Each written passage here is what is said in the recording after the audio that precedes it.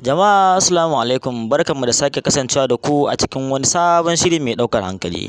Kamar yadda kuka sani cewa wannan tasha ta mai albarka tana ƙoƙarin ta kawo muku al'amura masu burgewa da labaran ƙasashe da dama kai har ma da cikin gida Najeriya.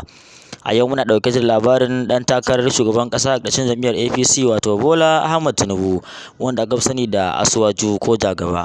A yanda ya je yaƙin neman zaɓe a can jihar Bauchi, lokacin da Dauda Kahutu Rarara shahararren mawaƙin nan na ƙarƙashin jam'iyyar APC ya je ya burge shi da waƙar nan ta Jagaba. A lokacin da Jagaba Bola Ahmed Tinubu ya daɗin waƙar Rarara ya kama taka rawa a cikin jama'a. To abun nan kafin dai mu je da gaba yanda mu sa muku bidiyon nan ku ga yanda Bola Ahmed Tinubu ya ringa rawa, muna son idan wannan shine zuwan ka na farko ka taɓa mana subscribe, ka taɓa mana alamar ƙararrawa, inda da zarar mun ɗora sabon shirin mu zai zo ya zo gare ka. Mun gode.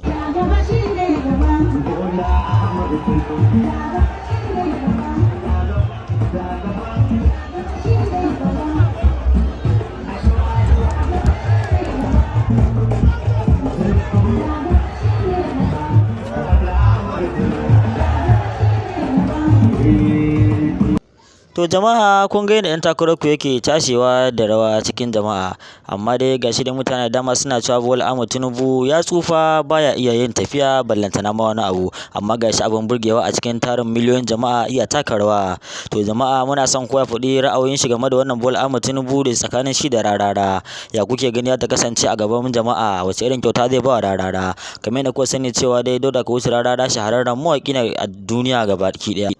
Kamar yadda kuka sani Rarara shahararren mawaƙi ne wanda ya daɗe iya taka leda a ƙasar nan da ma wasu ƙasashen baki ɗaya.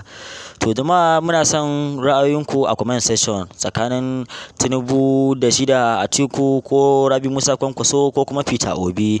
Wanne kuke ganin idan ya hau zaben nan za mu ɗan samu sauƙin wasu abubuwan, da mun san cewa dai Allah dai shine mai yin komai, amma dai dole sai mun haɗa ƙarfi da ƙarfe za mu zaɓi shugaba na gari, kuma a koda yaushe muna fata Ubangiji Allah ba mu shugaba na gari.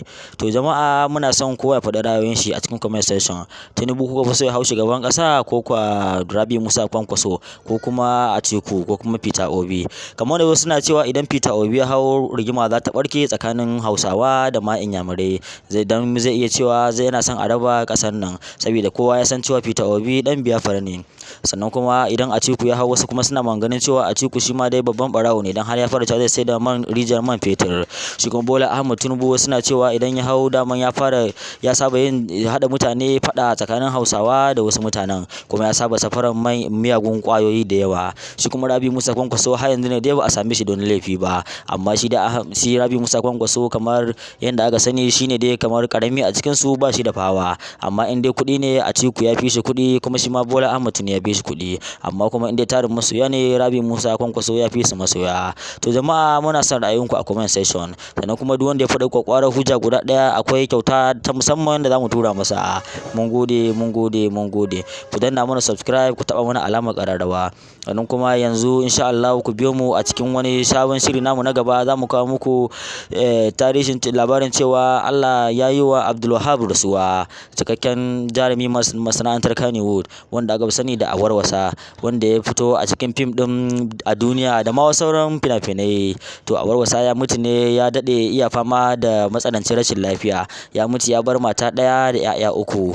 Jiya aka yi jana'izarsa. A lokacin da muke tsaka da sadakar bakwai ta marigayi Kamal Aboki dan shirya mana kwamedin nan, katsam sai muka ƙara jin wata rasuwa a cikin Kannywood. To Ubangiji Allah ka sa wanda suka rasu, Ubangiji Allah ka yi musu gafara. Mu ma idan tamu ta zo Allah ka sa mu cika da imani. Ubangiji Allah ka kai haske cikin kabarinsu, Allah ka sa sun huta. Mu ma idan tamu ta zo Allah ya sa mu cika da imani. To jama'a jan hankali da mu da kuma shine kowa zauna cikin shiri, saboda ita mutuwa ba ta kwankwasa kofa, sai dai kawai mutum ya ji bayanan. Mun gode, mun gode.